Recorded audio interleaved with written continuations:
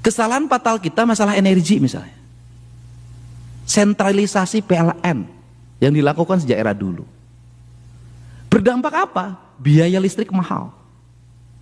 Kenapa biaya listrik mahal? Karena negara pengelola listrik melakukan hal yang aneh-aneh. Gimana anehnya? Bendungan Cirata, listriknya dikirim ke Bali.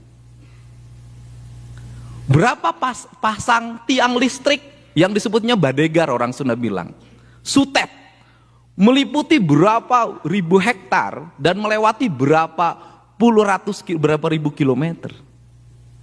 Kemudian yang di bawah Cirata dapat listrik dari mana? PLN. Listriknya dari mana? Dikirim dari Banten. Tenaga listriknya apa? Batu bara. Kemudian di daerah terhampar apa? Listrik-listrik yang dibangun dari air.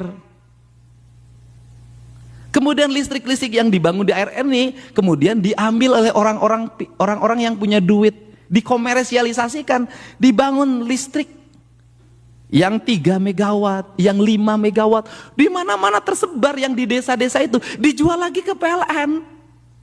Dari PLN nanti dijual lagi ke warga yang ada di situ. Padahal negara kalau mengambil inisiatif mikrohidro itu dibangun oleh desa-desa dengan dana desa, didampingi oleh ahli-ahli di bidang pembangunannya, mereka tinggal terima hasilnya. Di seluruh Indonesia itu terhampar apa? Rakyat punya kemandirian energi, rakyat punya kemandirian air. Dan mohon maaf, kalau ngomong perang, Indonesia sulit dikalahkan. Kenapa?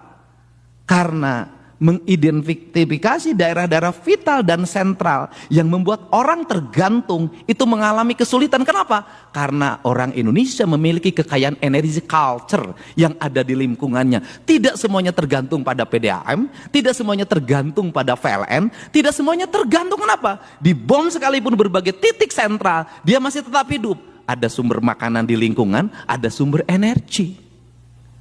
Kekayaan ini sering dilupakan oleh kita untuk membuat tersentral dan satu titik. Kenapa? Justru itu adalah kelemahan. Sekuat-kuatnya Jerman, kalau jaringan pipa gasnya ditutup, LPG-nya ditutup, itu selesai. Indonesia nggak bisa. Krisis 98-99 membuktikan bahwa krisis ekonomi global yang menghantam bangsa Indonesia tidak bisa memporak-porandakan sendi ekonomi. Siapa yang bertahan pada krisis itu? Kaum pedesaan, kaum orang di pinggiran hutan. Dia mampu survive dengan kekuatan ekonomi lokalnya. Itu prinsip. Saya belajar, Pak.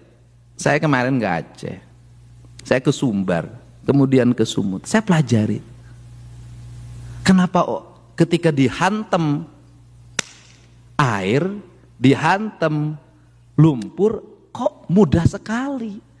Karena tidak ada pohon lagi, yang ada perkebunan sawit. Sawit itu nggak bisa lagi tahan terhadap gelombang, terhadap lumpur, terhadap getaran. Dia bukan pohon untuk melindungi, tapi dia pohon manja untuk dilindungi. Dia ngambil air, dia harus dipupuk. Beda dengan hutan, dia tidak perlu air menghasilkan air, dia tidak perlu pupuk, dia menghasilkan pupuk. Dari situ masyarakatnya tidak punya ketahanan lagi. Kenapa? Lingkungannya tidak ada lagi sumber pangan. Kenapa? Sungainya sudah tercemar. Kebutuhan pokok lingkungannya padi pun udah hampir nggak ada. Semua menjadi homogen. Yang homogen itu berbahaya bagi Indonesia, bagi kebinekaan.